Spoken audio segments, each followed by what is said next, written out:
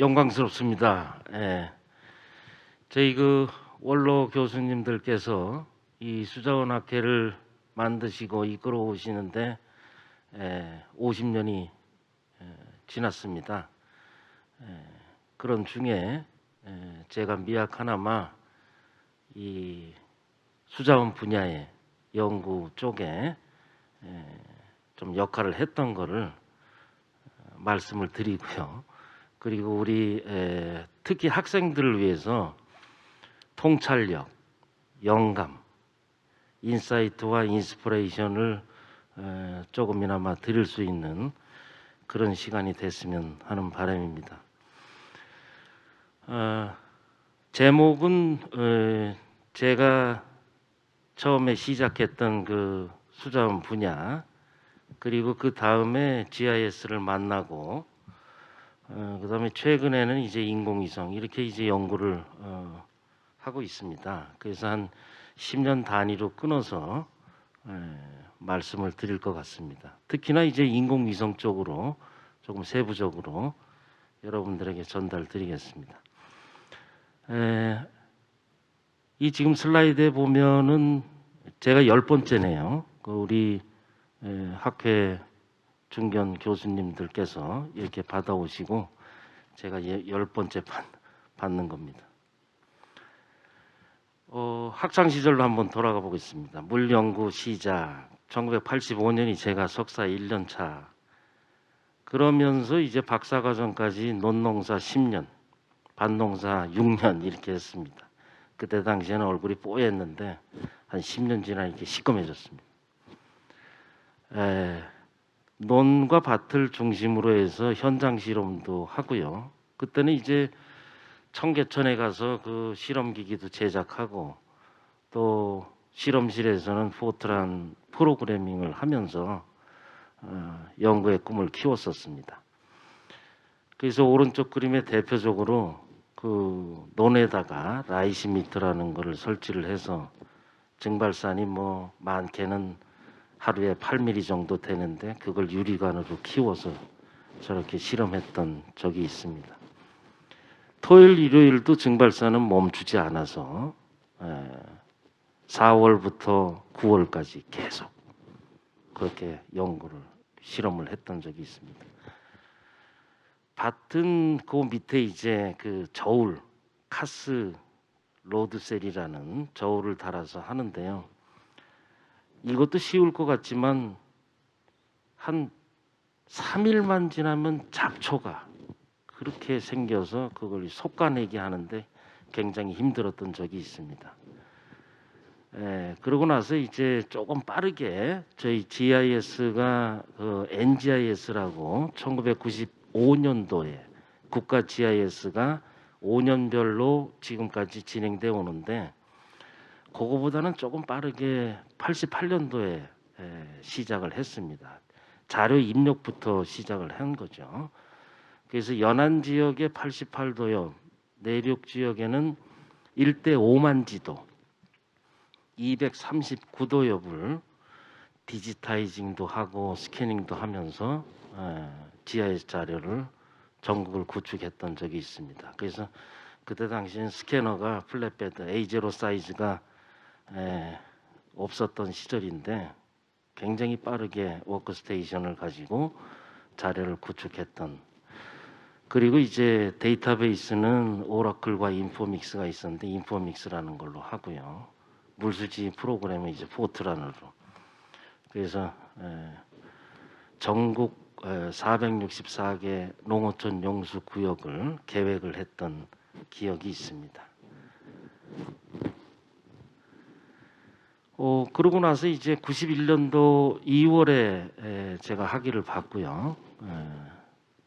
전북대의 이재영 교수님, 구조공학을 하시는 우리 선생님이 계셨는데 학위 논문을 가지고 이제 찾아뵈면서 선생님 하시는 그때 당시에 연구를 이제 보게 됐습니다.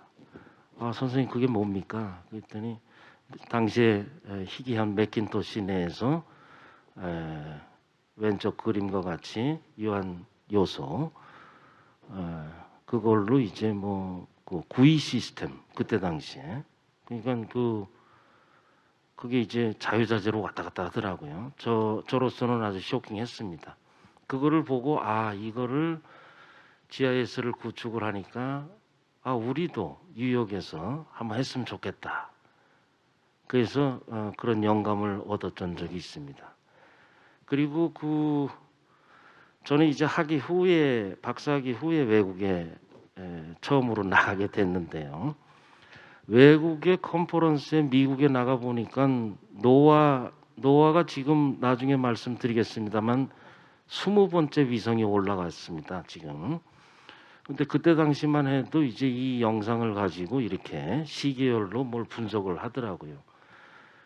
그래서 이게 수자원에서도 이런 위성 영상을 이용해서 하면은 대단하겠다. 보기에도 뭐 이렇게 컬러풀하니까. 그래서 이제 그런 영감을 가지고 좀 연구를 접목을 했습니다. 그래서 이 98년도, 96, 6년도에는 이제 뭐 포닥도 1년 코넬 대학에서 했습니다만 실질적으로 제가 98년에 건국대에 부임하면서 GIS와 원격 탐사의 데이터베이스 구축 그리고 자료 구축과 모델링을 한번 해보자 해서 이제 심층적으로 시작을 했습니다.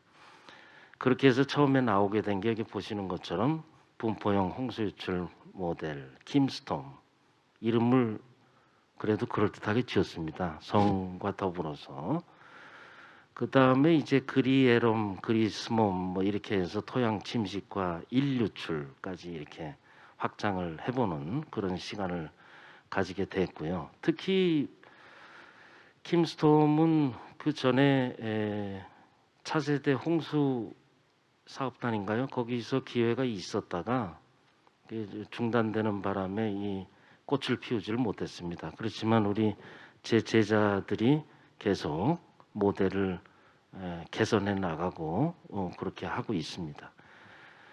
2000년도에는 이제 여러분들 잘 아시는 그 와미스 국가수자원 종합관리 시스템의 GIS 그리고 그 토지 피복도 변화되는 거를 아주 어렵게 했습니다. 도화 엔지니어링에서 요청을 아주 많이 해가지고 뭐 한 4년 동안 전국의 그 DEM 국가에서 1대 25,000으로 만들었는데 오류가 너무 많았습니다. 그래서 그 오류들을 다 수정을 하고 하천도도 소하천까지 하고 토양도 임상도 뭐 이런 것들 그 다음에 이제 당시에는 1972년도에 랜셋이 올라간 상태였기 때문에 75년도부터 5년 간격으로 랜셋을 위성을 가지고 토지 피복도를 통계 자료하고 맞춰서 그게 이제 와미스에 올라가게 된 그런 시기가 있었습니다. 그래서 수문 모델링을 하면서 이제 우리 특별히 학생들을 위해서 보여드리는 겁니다만 수문 모델은 제가 생각하기에는 토양이 굉장히 중요합니다. 그래서 기본 토양도와 더불어서 이 보시는 것처럼 속성들 이런 속성들을 명확하게 알아야 본인의 수문 모델을 이제 개발할 수 있다 이렇게 생각이 됩니다. 해외에 여러 유수 모델들이 많이 있는데 우리 나라도 우리 수자원의 학생들도 조금 어렵지만 꿈을 키워서 본인의 수문 모델을 개발하는 그런 생각도 해보면 좋겠습니다. 2004년부터 지금까지는 그 여러 선생님들 김승 박사님 계신 수자원 확보 기술단에서 수앗을 그때는 연구를 했는데요. 김승 박사님 그 밑에 이제 세부 팀에 배덕효 지금 회장님 김남원 박사님께서 많이 이끌어 주셨습니다. 그래서 거기서 융설 그 우리나라에서 융설은 많이 연구를 안 하는데 그걸 한번 했으면 좋겠다. 그래서 연구를 해보니까 산림 지역에서 뭐 한 8% 정도 전체 100%의 유출에서 8% 정도가 융설로 내려오는 걸로 그렇게 연구가 됐었고요. 그 다음에 미래 산림 식생이 어떻게 변하는지 거기에 이어서 이제 두 번째 기후변화 대비 수자원 적응 기술 개발 연구단 한 6년 했습니다. 배덕효 회장님께서 단장 맡으셔서 했는데 그것도 이제 전국을 대상으로 해서 유역 건전성, 수자원 취약성을 평가를 하고요. 지금 와미스에 기후변화 아이콘이 있습니다. 거기를 클릭을 하면 배 교수님 그 하셨던 연구단의 결과 그리고 제가 맡았던 뉴욕 건전성 수자원 취약성의 결과가 오른쪽 하단의 그림과 같이 보입니다. 그리고 저희가 이제 환경부하고 이제 이렇게 돼서 제가 물고기는 싫어하는데 어떻게 하다 보니까 수생태 건강성 확보 기술 개발 이 사업에서 이제 여기 보시는 것처럼 수화새 조류 무슨 이 모델입니다. 다. C=2 2차원 수리 모델, 리버 2D, 메소 합심은 수생태 모델 이걸 이제 연계해서 환경 생태 유량을 하천 유주량 내에서 어떻게 그거를 포션을 차지해 줘야 되겠느냐라는 걸 이제 연구를 작년부터 시작을 했습니다. 그래서 어류 전문가 분들도 계시고 뭐 KI에 생태 유량 하시는 연구진과 더불어서 하이브리드로 그렇게 하고 있습니다. 특별히 제가 좀 그 기회가 돼서 했던 거는 물 정보 다음에 이제 지식이니까요. 지식화의 국가 감염 정보 포털에 이제 엠수화지나 뭐 와디라는 감염 지수를 개발을 했던 적이 있고 특별히 그 마이워터라는 게 있습니다. 마이워터를 이제 치면 홈페이지가 나오는데 그거를 제가 처음에 한번 제안을 했습니다. 뇌물은 과연 어디서 오느냐, 뇌물의 수질 상태가 어떤지 그거를 역추적해서 나로부터 댐까지 정수장 거쳐서 그 사이트도 이제 존재를 하고 있습니다. 그래서 융설은 쉽지가 않더라고요. 그래서 대표적 연구 결과를 보여드리면 어떤 융설의 커브 어떻게 융설이 되는지 커브를 그려내고 호남 그다음에 이제 영동 이렇게 대설 지역에 특별히 3, 4월에 그 융설 하이드로그래프를 맞추려고 노력했던 적이 있습니다.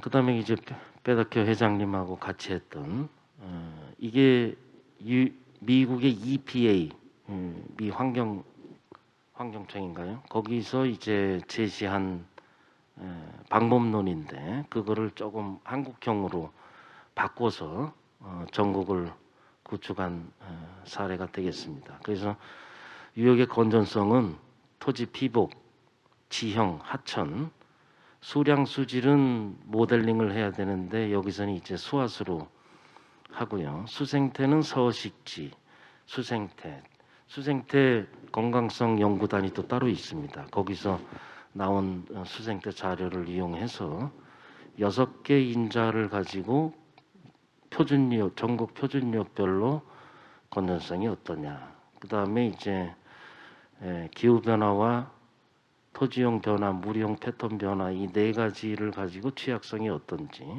그런 상태에서 회복을 시키려면 3가지 인자, 지속 가능한 인자를 이제 선정을 해서 과연 어느 지역을 특별히 더 보호하고 어느 지역은 좀 복구가 필요하다라는 프로세스를 가지고 연구를 했던 적이 있습니다. 그래서 좌측 상단에는 한강 임진강하고 한강유역을 보여드리고 있습니다만 그 표준유역별로 건강성 파란색일수록 이제 건강하다는 겁니다. 그 다음에 수자원 취약성 하류 쪽으로 오면서 조금 빨간색. 그 다음에 좌측 하단은 지방자치단체 재정 건전성이 좋은 거라고 생각하시면 되겠습니다. 그래서 왼쪽 평야부의 도시 지역에 돈이 좀 많은지요. 그런 것들을 포함을 해가지고 오른쪽에 이제 하단에 보면 제가 말씀드린 그 유역 건전성 6개 점수, 수자원 취약성의 점수, 사회적 요인의 점수를 반영을 해서 이 지금 유역은 점수가 얼마인데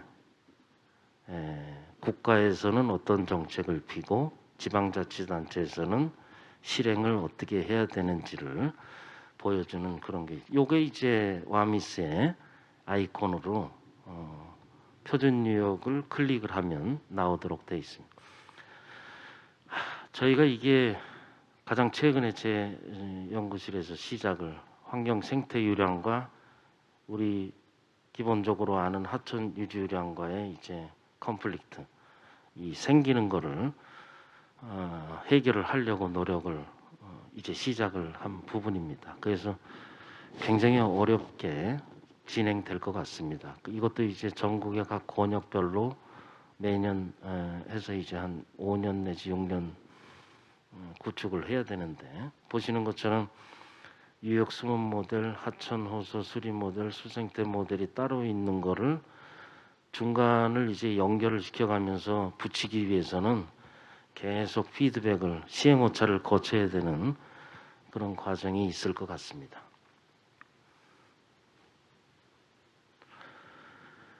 (2014년부터로) 보겠습니다. 그래서 인공위성에 이제 심취를 하게 됐습니다. 그래서 원격 탐사는 예술이면서 과학이다. 이제 공학적으로 가기에는 조금 쉽지는 않습니다. 그래서 하천 건천화와 증발산량, 토양 수분 뭐 이런 거, 거기에 조금 이제 어드밴스하면은 뭐 침수, 이런 가뭄 이런 쪽으로 이제 진행이 됩니다. 그래서 이거는 이제 보시는 것처럼 수재 정보 플랫폼 융합기술연구단이라는 기회를 가지게 돼서 우리나라 하천 건천화의 원인을 규명을 해보려고 노력했고, 조금 깊게는 하천 갈수 예보용으로 분포형 모델을 시 단위로 개발을 하는 노력을 하고 있습니다. 그래서 테라 아쿠아 모디스, 이 랜셋 1972년 랜셋 이후로 한 30년 지나서 테라 아쿠아 모디스가 지금 현재로는 공간 해상도가 조금 흐리지만 전체적으로 그 시계열 그 변화를 보기에는 충분하다. 그렇게 해서 이제 진행을 많이 해오고 있는데, 최근에는 이 해상도와 시간 해상도와 공간 해상도 굉장히 좋아졌습니다. 그 센티넬 1AB, 2AB 뭐 이런 것들이 계속 그 활동을 하고 있습니다. 제가 이 두 개를 대표적으로 써놓은 거는 이게 전부 오픈돼 있습니다. 누구든지 자료를 해당하는 시간대에 자료를 받아가지고 처리할 수 있다. 그래서 아까 소개해 주신 바와 같이 지금 현재 수자원 위성 포럼 위원장을 맡고 있습니다만 2025년에 쏘아 올리기로 돼 있습니다. 뭐 한 1,000억 규모, 지금 국내 플랫폼이 개발이 돼서 원래 한 1,500억에서 2,000억이 드는데 그게 이제 다운됐습니다. 1,000억 이내로 해서 올리도록 돼 있는데, 뭐 감회가 새로운 거는 제일 밑에 써놨습니다만 96년에 제가 한국수자원공사 선임연구원으로 수자원연구소 갔을 때 가장 먼저 했던 것이 GIS-RS 연구실을 그때 만들었습니다. 없었을 때. 그때 당시엔 이드리시라는 소프트웨어로 시작을 했는데 지금 2023년 한 2006년, 2010년, 25년 사반세기 후에 위성이 올라가는 그런 저기를 맞이하게 됐습니다. 특별히 요걸 이제 보여드리고 싶었습니다. 그 시계 GIS는 그냥 이렇게 고정되어 있는 건데 시계열로 GIS를 만들었습니다. 이거를 만들면은 아주 기본적으로 기준유량, 자연유량 이거를 이제 산정할 수 있다. 기준을 잡고 76년도부터 산림의 성장, 지하수 통계 이용량, 토양 침식의 어떤 정도, 오른쪽 하단에는 이제 와미스에 올라가 있는 토지 피복의 변화, 76년부터 2015년 그 이후에도 계속 붙여서 하셔야 되겠죠. 그 다음에 이제 또 미래 기후 변화와 더불어서 미래 토지용 변화, 미래 산림 수종의 변화, 뭐 이런 것들이 우리 수자원 쪽에 필요할 것 같다 해서 이제 좀 구축을 해봤습니다. 그래서 하천 건천하는 뭐 밖에 나가 보시면 하천이 말라 있는 데가 많기 때문에 76년도에서 85년도 사이 10년 평균으로는 저렇게 녹색으로 돼 있었습니다.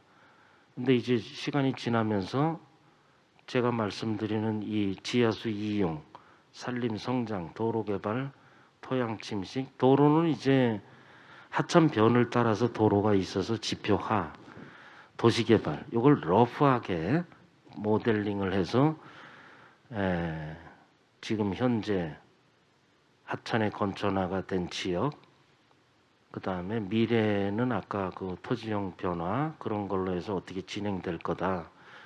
그 다음에 그거에 대한 기여율은 이렇게 지하수와 산림 성장이 꽤 많이 영향을 준 것 같다라는 결과를 얻게 됐습니다. 이것도 마찬가지로 수자원공사의 그 위성 홈페이지에 올려서 표준 유역별로 파악이 되도록 그렇게 할 예정입니다. 이거 이제 제 학생이 갈수예보 쪽으로 시 단위로 하수 처리와 더불어서 뭐 이렇게 하천 취소하는 데이터 일단 그런 것들을 다 집어넣어서 모델링을 해보겠다고 해서 이렇게 뭐 맞추고 있습니다.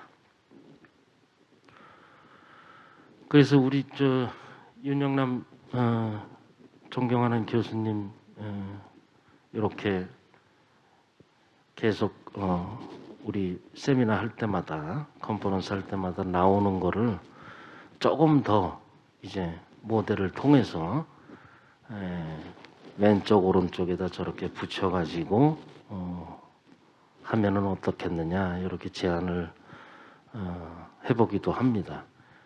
그 다음에 이제 저희 그 수질 쪽에도 물질 순환도 아주 중요하기 때문에 이 오른쪽 그림은 수질 분야에서도 아직은 없는 것 같습니다. 그래서 비슷하게 그리고 그 다음에 그 화살표가 좀 다릅니다. 이거는 이제 가운데로 모이도록 이렇게 이제 돼 있습니다. 그래서 이런 연구를 할 필요가 있다. 표준역별로 만들고 실시간으로 제공할 필요가 있다. 이런 생각이 듭니다. 자, 그럼 이제 본격적으로 조금 강의 비슷하게 가보겠습니다. 인공위성. 위성이 작년 말에 이제 1957년에 소련에서 스푸트니크 이후로 10,000개가 넘어갔습니다. 10,000개. 그런데 2025년까지 5만 개가 올라간다고 발표를 했습니다. 스페이스X 물론 뭐 통신위성, 인터넷 위성이긴 합니다만 급격하게 하여간 위성이 올라가고요. 하늘에 여러분 그 오늘 밤에 하늘을 보면 반짝거리는 것들은 전부 위성이라고 보시면 되겠습니다. 그리고 100분의 지구를 한 바퀴 돌기 때문에 그 반짝거리는 거를 5분만 보더라도 여기서 저쪽으로 확 이동하는 거를 보실 수가 있습니다. 그 중에서 15% 정도가 지구 관측 위성이 되겠고요. 위성은 우주개발진흥법 이렇게 해가지고 과기부에서 법으로 가지고 있고요. 국가우주위원회에서 우리 수자원 위성 여기 보시는 것처럼 차세대 중형 위성이라고 해서 500kg 정도. 이 킬로그램이 커지면 커질수록 이제 수명이 좀 떨어지기 때문에 2025년에 7번째로 수자원 위성이 좀 특이한 위성입니다. 농업기상 환경위성 올라가지만 이 위성이 올라가도록 돼 있고요. 그 다음에 이제 이게 올라가게 되면 운영을 해야 되는데 여기 보시는 것처럼 각 그 위성마다 운영센터가 있는데 거기에 인원이 굉장히 필요합니다. 지금은 이렇게 많이 돼 있지만 조금 지나면은 아마 이게 통합해 가지고 뭐 전체 위성센터로 발전할 가능성이 있다. 그리고 이 국가에서 주도 카리 항공우주연구원 대전에 대덕에 있는데 거기서 개발하고 운영도 하지만 이제 민간으로 많이 이전을 시킵니다. 그 민간 사업으로 바꿔서 세트랙아이, LIG 넥스원, 하나테크 본인가요? 잘 안 보입니다. 뭐 하여간 그런 회사에서 교육도 하고 운영도 하도록 개발도 하도록 그렇게 돼 있습니다. 그렇게 해서 우리나라도 한 세계 10위 정도 위성 국가인데 현재 잘 알려져 있기로는 다목적 실용 위성 이거는 이제 첩보 위성급입니다. 뭐 해상도가 1m 이내 구글 어스하고 비슷한 거. 정지궤도 위성은 태풍을 관찰하는 겁니다. 태풍을 이렇게 계속 태풍의 눈 그래서 그게 천리안 2호 천리안이라고 하고요. 차세대 중형 위성이 이제 따로 별도로 있는 겁니다. 세 번째 저렇게 해서 C밴드 사라는 위성을 쏘아 올리게 돼 있다. 천리안 위성이 이제 미세먼지 대기 환경 특별히 소개를 드리는 이유는 콤스에서 잼스로 바뀌었는데 여기 보시는 것처럼 테이블에 미국과 유럽보다 우리가 더 빠르게 센서를 개발해서 선도하고 있다. 천리안 위성이 그렇게 보시면 되겠습니다. 그렇게 해서 잼스라는 게 이제 올라갔다. 차세대 중형 위성 7호는 다른 거하고는 다르게 패시브 액티브라고 제가 써놨잖아요. 패시브라는 거는 디지털 카메라라고 보시면 되겠습니다. 그래서 수직으로 영상을 지표면을 찍는다. 그런데 수자원 위성은 액티브입니다. 자기가 전파를 발사를 하고 다시 받는데 사이드로 주는 겁니다. 사이드로 줬다가 사이드로. 비스듬하게 줬다가 비스듬하게 받는다. 그러니까 우리 지상 레이더하고 비슷한 거라고 보시면 되겠습니다. 그래서 이게 국가우주위원회에서 한번 이걸 결정을 하잖아요. 그러면은 1기, 2기, 3기, 4기가 쉴 새 없이 계속 올라간다는 게 특징입니다. 위성이라는 거는. 그래서 2025년에 올라가면 2기는 2024년부터 다시 그거를 개발을 시작을 합니다. 그렇게 해서 5년 단위로 수명을 보통 5년으로 보고 계속 올라가게 됩니다. 그 다음에 이제 그게 죽으면은 그 다음 거 이제 뭐 또 안 죽으면 조금 이제 수명 장수하면은 1, 2기가 합쳐져서 그렇게 운영이 되는 그런 상태라고 보시면 되겠습니다.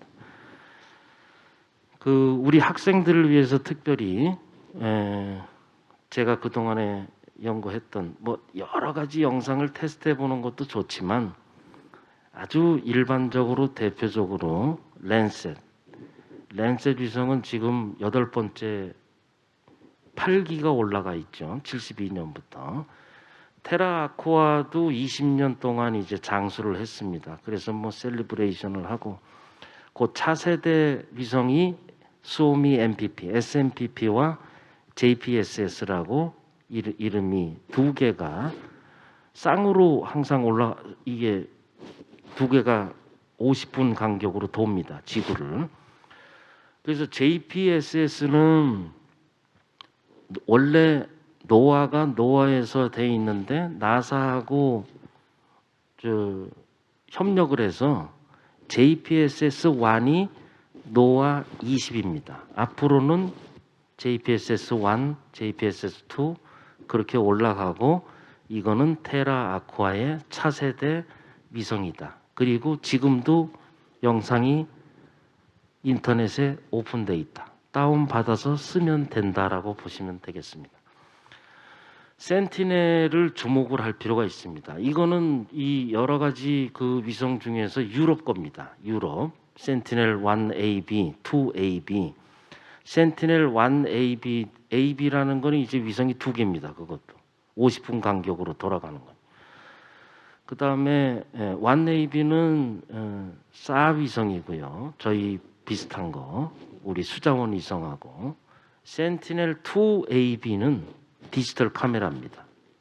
그래서 두 개를 합성해서 봐도 좋다. 특별히 말씀드리고 싶은 거는 우리 강우 GPM입니다. 이거를 더욱더 활용을 할 필요가 있다. 조금 이따가 그 영상을 보여드리겠습니다. 그 다음에 이제 그레이스, 동국대 이상일 교수님께서 많이 연구를 하시는데요. 그레이스, 지구 중력을 이용해서 지하수 부존이 어떻게 되는지 파악하는. 그래서 미국, 유럽, 일본 뭐 이렇게 해가지고 하는데 제가 나열한 요 5가지 위성 정도 추천드리고 싶습니다. 우리나라는 콤스와 콤셋 뭐 이렇게 있습니다만 이게 활용할 수 있을 정도로 접근성이 아직은 떨어집니다. 네. 그래서 콤셋은 또 뭐 돈을 좀 주고 사야 되고 그런 부분이 있어서 그거를 좀 따라가야 되겠다. 그래서 제가 수자원 위성은 이 위에 오픈되어 있는 위성처럼 서비스가 제대로 제공되도록 하는데 신경을 더 많이 쓰려고 노력하고 있습니다. 특별히 오른쪽 하단에 이제 그 굉장히 자세하게 보이는 구글 어스입니다. 구글 지도. 이 지도가 2000년 이후부터 시계열로 다 있습니다. 이게 오픈돼 있어요. 이것도.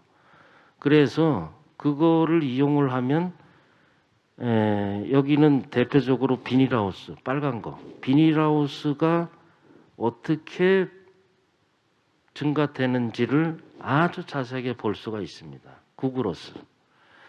이것도 이제 신경을 쓸 필요가 있다. 저희가 뭐 그 변화되는 거에 어떤 수자원 수문 분석을 해야 되니까요. 그래서 이제 다시 돌아오겠습니다. 이제 랜셋을 보면 몇 번까지? 빨리. 랜셋을 보면 지구 자원 탐사 위성 1호부터 그 화살표를 보면 이제 죽은 겁니다. 그게 끝나고 그 쫙 돼 있는 거를 활용을 하면은 좋겠다. 그래서 그냥 넘어가겠습니다.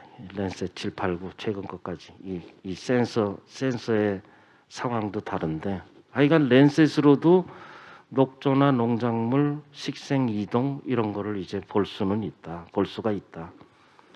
그다음에 이제 테라 아쿠아입니다. 우리나라 그 서해안에서 동해안까지 폭이 200km, 250km라고 보면요. 이거는 폭이 하나 지나가는 게 2,400km입니다. 2,400km를 한 번에 찍으면서 지나가는 거죠. 그렇게 하면서 하루에 한 번씩 찍습니다. 테라는 육지, 아쿠아는 물이지만 두 개가 다 합성을 해서 이렇게 하루에 이렇게 하나는 내려오면서 찍고 하나는 올라가면서 찍으면서 지구 전체를 다 찍습니다. 그렇게 해가지고 30 초분광 밴드가 굉장히 많습니다. 이게 그 프리즘이죠. 프리즘으로 다 그 필터링 해가지고 영상이 나오는데 그거를 이 특이한 거는 이거를 가공해서 준다는 겁니다. 그 오리지널 밴드가 아니라 가공해서 주는 거를 이제 우리가 활용을 하는 거죠. 그러니까 한번 가공해서 줬기 때문에 이런 걸 이제 바로 그 시계열로 쓸 수가 있습니다. 지표면 온도, 적설 분포, 산불, 토지 비복, 식생 지수, 식생의 활력도 이런 것들 증발산량도 있기는 합니다. 그렇게 해서 이제 여기 보시는 것처럼 이렇게 동영상 제가 부탁을 드렸습니다. 이게 매일 2000년 초반부터 전 세계적으로 계속 미국에서는 가지고 있다. 그런데 이걸 우리 한반도 거기만 잘라가지고 나사에 접속해서 다운받을 수가 있습니다. 이것도 이제 마찬가지. 이렇게 많습니다.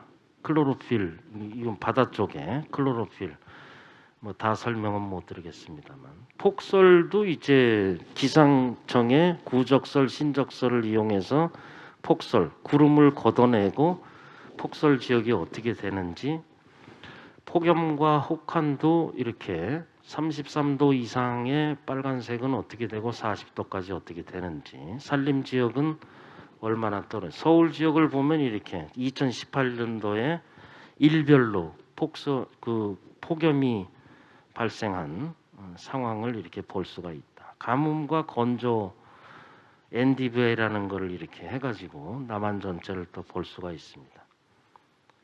이걸 설명드려야 되나? 저희가 가뭄이 들잖아요. 이 중요하기 때문에 가뭄이 들면 봄에 기온이 올라가서 나뭇잎파리가 더 빨리 나옵니다. 나뭇잎이 시들거리는 게 아니라, 그래서 NDVI가 식생의 활력도가 더 빠르게 올라갑니다. 저 보는 것처럼 저렇게 오른쪽 하단에. 왼쪽에는 빨간색이 이제 2014년, 15년 가뭄 때입니다. 그렇게 해서 10분, 알겠습니다. 그렇게 해서 이제 저 부분을 이해를 하고 해야 된다. 중간에는 나뭇잎이 가뭄 때나 평상 때나 똑같습니다. 논하고 밭은 또 이렇게 말라 있는 거, 물 있는 거, 이런 걸 이제 보게 되는 거죠. 그래서 특별히 보시면은 논하고 밭이 4월 초에 고동색으로 보이는 게 보이실 겁니다. 그 다음에 이제 이 수생 때까지 순 1차 생산, GPP, MPP 이런 연구도 하고요. 빠르게 지나가겠습니다. 그래서 증발산이 미국에서는 이제 생태수문에서 증발산이 굉장히 중요합니다. 그래서 그 나뭇잎의 리터층, 증산 이런 걸 연구를 많이 하는데, 플럭스 타워를 세우고 모델을 돌리고, 근데 여기서는 이제 위성만으로도 이제 하는 그런 거를 제가 정리를 해놨습니다. 그래서 세 개가 완전히 다르다. 하나는 버티컬, 하나는 서피스, 하나는 सब서피스 이렇게 해서 보는 데가 다르고요. 이거를 연구를 많이 합니다. 또 맞춰 보려고 플럭스 타워하고. 그래서 복잡하게 증발산이 나온다. 그 다음에 이제 우리 학생들 때문에 정리를 드리는 겁니다. 많이 발표도 하고 하시는데, 인공신경망을 하는데 R 프로그래밍을 이제는 해야 된다. 포트란에서 이제 파이썬이나 R로 바뀝니다. 그렇게 해서 했을 때 조금 향상된다라는 거를 이제 보여드리는 겁니다. 조금 어드밴스 시키면 가뭄, 이제 오른쪽 하단에 노란색으로 돼 있는 게 이제 가뭄으로 간다라는 겁니다. 토양수분도 마찬가지입니다. 인공신경망, R 프로그래밍. 우리 수문인자는 전부 다 똑같습니다만, 이렇게 아까 얘기 드렸던 이 노아 1978년부터 지금 노아 20은 JPSS1으로 이렇게 차세대, 테라아쿠아의 차세대 학생들을 위해서 보여드리는 겁니다. 2011년, 17년에 올라가서 계속 JPSS 1, 2, 3, 4 이렇게 이제 가고 있죠. 그래서 30분 간격으로 영상을 찍는, 똑같습니다. 이렇게 많이 영상을 가지고 지금 현재 인터넷에 다 다운을 받을 수 있는 이런 영상들이 LST 지금 JPSS로 VIIRS라는 센서로 나오는 겁니다. 센티넬-1AB는 이것도 시간 해상도가 굉장히 빠릅니다. 보시는 것처럼 3일 이내로 사이드 루킹으로 이제 보는 거죠. 이렇게 보면서 연구를 이렇게 하고 있습니다. 토양수분이 용담댐 유역에 대해서 맞춰 보려고 노력을 하고, 요게 수자원 위성의 그 센서하고 거의 같은 겁니다. 조금 이제 다르지만서도 2AB는 이렇게 또 드론으로 찍었습니다만 이렇게 되고, GPS와 그레이스, GPM은 위성이 한 10개가 합쳐져 가지고 지금 인터넷에 보면은 30분 전에 전 세계 시간 강우 분포도가 나옵니다. GPM이. 요걸 한번 왼쪽 걸 클릭을 해줘 보실래요? 요거는 봐야 됩니다. 적도 부분에서 허리케인,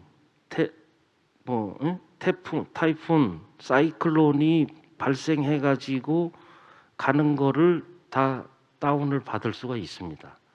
우리는 위성을 여기 참여를 안 했기 때문에 지금 현재의 강우 분포도는 가질 수 없지만 30분 전이나 1시간 전 걸로 예측은 할 수 있다는 거죠. 그래서 이거를 링크를 시키면 다음과 같이 우리 숨은 킴스톰으로 이제 돌린 겁니다만 지상의 어떤 홍수 분포를 알 수가 있습니다. 그레이스는 그냥 넘어가겠습니다. 이렇게 해서 이제 북한의 지하수, 그 물의 분포, 수자원 변동량 이렇게 동국대, 요거는 이제 동국대 이상일 교수님께서 연구하셨던 겁니다. 그렇게 해서 이제 제가 구상하는 거는 GPM으로부터 지상 레이더는 반경이 100km니까 그 밖에서 접근하는 거는 GPM으로 하고, 레이더 내로 들어온 거는 한 3시간 예측 강우를 하고, 그거를 모델링을 한 후에 침수는 위성으로 홍수 보험이나 침수 피해 뭐 이렇게 가는 게 어떻겠느냐, 이렇게 생각을 합니다. 거의 끝났습니다. 그래서 물과 GIS와 RS의 관계를 이제 정리를 드린 거고요. 이게 뭐 맞는 건 아닙니다만 학생들에게는 괜찮다. 그 연계 융합이 필요하다. 사회환경 생태 수문수리학과 관련돼 있다. 이렇게 보시면 되겠습니다. 그래서 미래 학문 방향은 초학문, 우리가 알고 있는 학문에서 초학문으로 가고, 특별히 우리 학생들을 위해서 제가 요걸 정리를 해드렸습니다. 제 영어로 돼 있지만 위에는 IWRM, 아래쪽에는 IWQM, 그렇게 해서 RS, GIS가 어떤 역할을 해서 키워드를 제가 써놨습니다. 나중에 받아가셔서 요 키워드에 해당하는 것들을 툴을 이용을 해서 IWM으로 가면은 좋겠다라는 그림을 작성을 드리면서 발표를 마치겠습니다. 감사합니다.